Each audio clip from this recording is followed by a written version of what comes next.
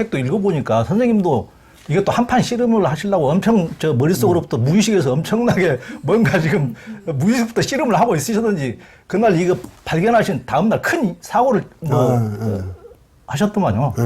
그걸 좀 말씀해 주세요. 어떻게? 아니, 엄청나게 근데 내가 이 초판본을, 그러니까 표영삼 선생님이라고 나를 지도해 주신 선생님도 돌아가시면서도 보고 싶어 하시던 그 초판본을 봐야 되는데, 그러시던 그 초판본을 내가 구했을 때,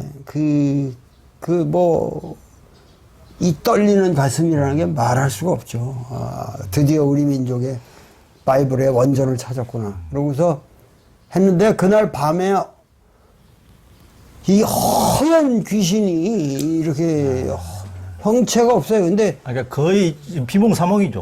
이거 꿈속이죠. 꿈속에. 꿈이죠. 네.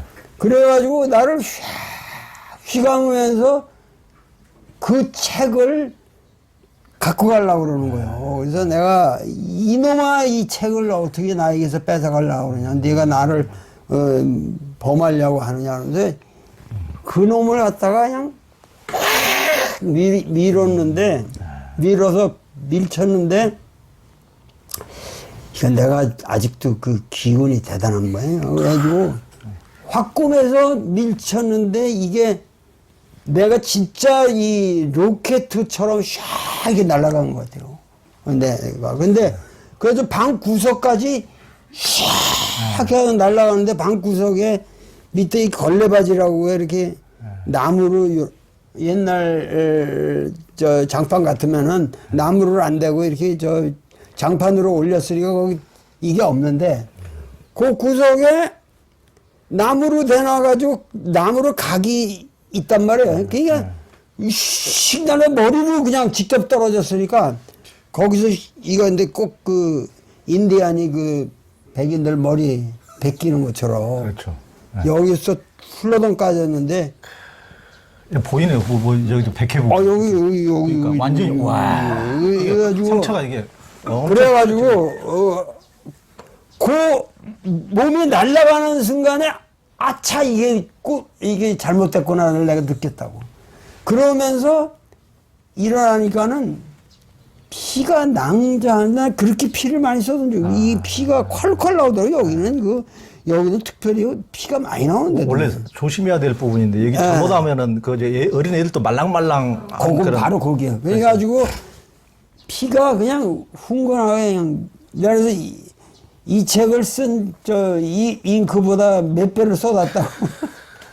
피가 낭자한데, 그냥 오한이 오면서 그때 내가 아주 오한이 오면서 어쩔 줄을 모르겠더라고. 그런데 그때 정신을 깜딱 놓고 그냥 이렇게 했으면 죽은 거야. 다 죽은 거야, 내가. 그런데 그래도 그 순간에 사람들을 깨우고 전화를 걸고 이래가지고 모여가지고 바로 그래도 서울대학병원을 가서 바로 그 스무바늘을 여기 꿰맸는데, 참 그 여자 의사가 상당히 차분한 사람이, 그것도 이제 바느질 솜씨가 있어야겠습니다. 이게 함부로 되는 게 아니고.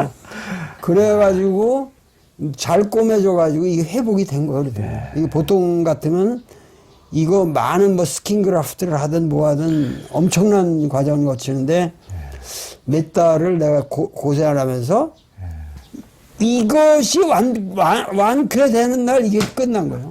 이 책이. 그러니까 제 생각에 이거 피로 쓴 거예요, 피로. 이게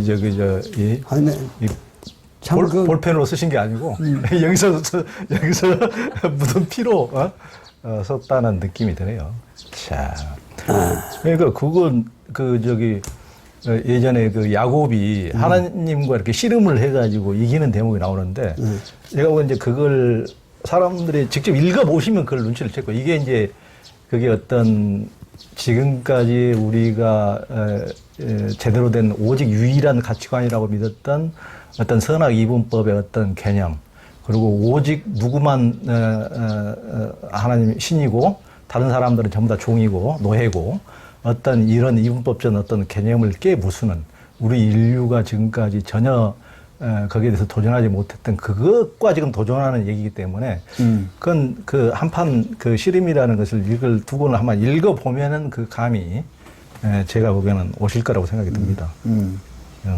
그러니까 수훈이라는 사람이 그야말로 당시 19세기 그 당시가 그야말로 중국이 아편 전쟁을 겪게 되고 그리고 태평천국의 난이 일어나는 그 시기에 이 사람이 유랑을 하고 세계를 보면서 순망치안이라는 말을 그 한비자에도 나오고 여러 고전에 나오지만 입술이 없어지면은 잇몸이 실없다, 이가 실없다라는 얘기를 하는데 결국 순망치안이라는 건 우리가 지금 절대적인 존재라고 믿고 있는 중국의 어떤 질서가 이제는 이게 붕괴되는 그 중국이 붕괴되는데 과연 한국이 어떻게 대처해 나갈 것인가 그런 상황에 그런 정치적인 고민을 먼저 한다면 그러니까 중국은 망할 것 같고 그렇게 되면 한국은 같이 망하는 거는 이건 필연지사인데 이 상황에서 우리가 과연 무엇을 할 것인가 그러려면은 중국을 망하게 하고 있는 여태까지 우리가 꿈도 못 꿨던 강력한 힘인 서양 열강의 그 근원이 무엇인가를 찾아보자.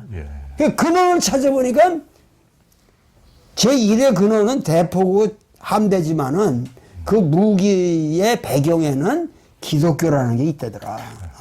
이건 그 기독교를 추적해 들어가면서 수훈 선생은 근본적으로 우리가 이 기독교를 이기는 어떠한 정신혁명을 일으키지 않으면은 앞으로 어떠한 문제로도 우리가 뭐 조그맣게 뭐 우리가 지금 무력을 기르겠어요. 뭘 하겠어요. 그러니까 수훈 선생은 내가 할 수 있는 일이라는 거는 이러한 새로운 세계를 만드는 개벽사상을 만드는 것밖에 없다. 그래서 이분이 그 개벽이라고 하는 사상이 여태까지는 뭐냐면은 모든 그 종교적인 혁명이라고 하는 것이 그 신 앞에 모든 인간이 평등하다고 하는 인간 평등을 외쳤지만은 그 인간 평등의 배경에는 항상